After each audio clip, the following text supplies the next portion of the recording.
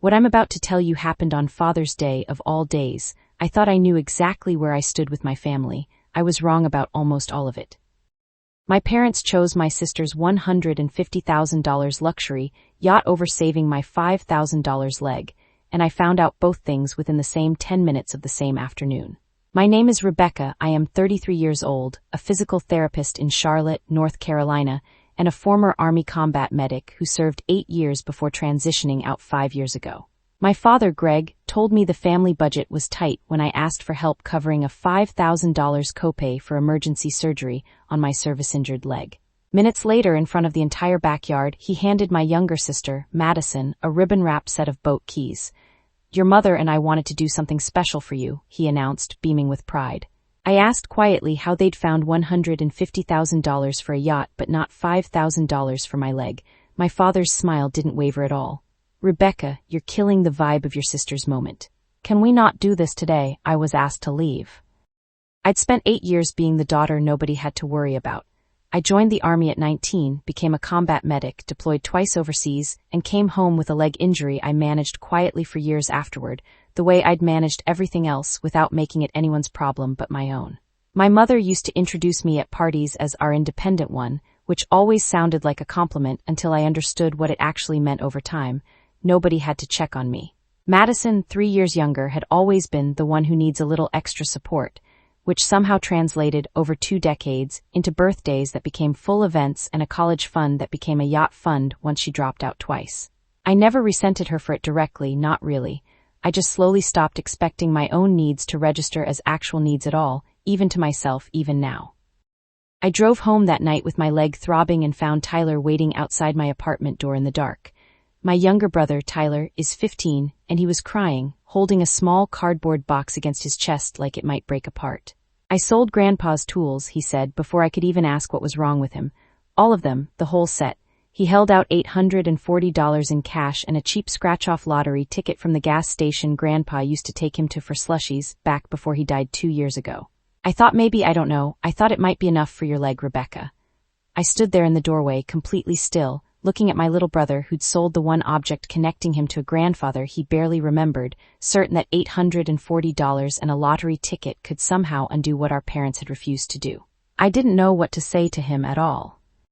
We sat on my couch and I scratched the ticket together with him, mostly so he could watch it happen, watch the silver coating come off in little curls between our fingers. It was nothing. A losing ticket, exactly like the thousands sold every single day at that same gas station. I had to tell him gently that it wasn't going to be the miracle he'd hoped it might be. He nodded, quiet, embarrassed, and started apologizing for wasting the last of his money on something so foolish and small. But watching him sit there, ready to give up the only thing he had left of Grandpa for me, something shifted in my chest that had nothing to do with the ticket at all. I realized sitting there beside him that I actually had money, real money, severance and disability payments from my service, untouched in savings for 5 full years because some part of me had never believed I was allowed to spend it on myself without asking someone first. I'd been asking permission for my own life since I was 17, I realized, long before the Army ever taught me anything about discipline. Permission to take the car, permission to skip a family event, permission eventually to spend money I'd earned myself on things I actually needed. Nobody had sat me down and taught me that on purpose. It was just the water I'd grown up swimming in, the unspoken rule that my needs got reviewed and approved while Madison's needs simply got met without question. I'd told myself for years it was because I was the strong one, the one who didn't need help, and I'd worn that label like something earned instead of something assigned to me before I ever had any say in it at all. Tyler fell asleep on my couch that night, still in his shoes. I sat there watching him breathe, thinking about how close I'd come to letting his sacrifice be the only one that mattered. If you've ever realized you'd been waiting for permission nobody was ever going to give you, stay with me. In the morning, Tyler woke up apologizing again, like he'd done something wrong instead of something genuinely brave. I told him he hadn't wasted anything at all, that selling Grandpa's tools meant more to me than he probably understood. He got quiet, picking at the edge of the couch cushion absently. "I've kind of noticed it for a while," he said. "How they treat you different than Madison." I asked him what he meant exactly. "Like you came back from the Army with a hurt leg and everyone just expected you to be fine about it, but Madison drops out of college twice and gets a boat." He said it simply, the way 15-year-olds sometimes say the truest things, without realizing how heavy they actually are. I hadn't expected my little brother to be the one who finally said it out loud plainly, without flinching even once.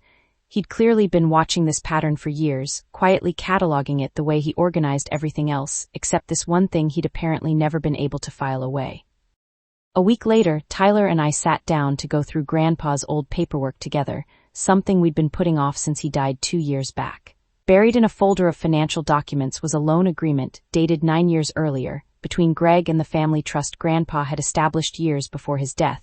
Money he'd set aside specifically for me, Madison, and eventually Tyler, taken out quietly while the business was struggling badly. There was no record it had ever been repaid, no record it had ever been disclosed to any of us at all, not once in 9 years. I sat there staring at the signature, my father's familiar handwriting, on a document I'd never even known existed until now. Tyler read it over my shoulder, silent for a long moment. "So the boat," he said slowly, "that's basically our money." I didn't answer right away because I was still doing the math myself, watching years of quiet favoritism rearrange themselves into something documented and real. I called my surgeon's office the next morning and scheduled the procedure myself, paying the $5,000 copay from the savings I'd been quietly sitting on for 5 full years without ever letting myself touch it. I didn't call my parents, I didn't ask anyone's permission. I just did it the way I should have done it from the very beginning, the way I'd have told any patient of mine to do it without a second thought. The surgery went smoothly. My leg, for the first time in years, finally started healing the way it was actually supposed to.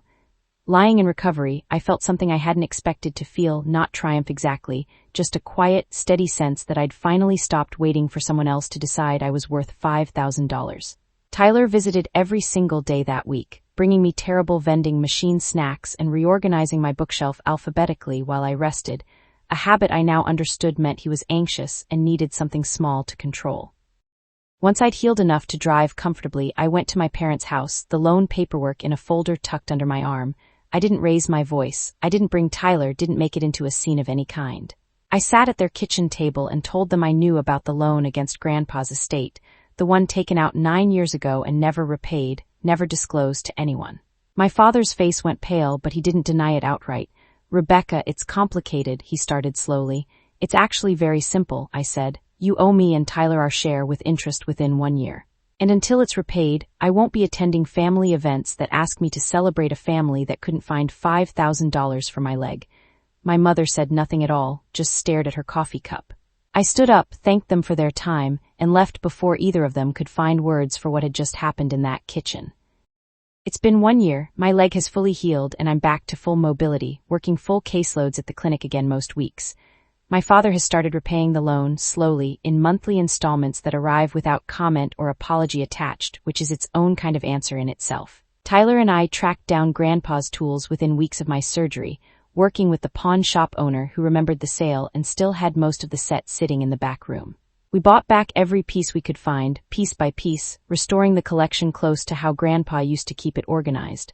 I haven't reconciled with my parents in any real sense, and I've slowly stopped expecting that I need to anymore.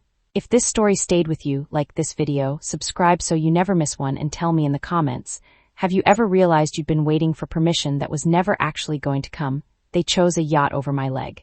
I chose, finally, to stop asking them what I was worth.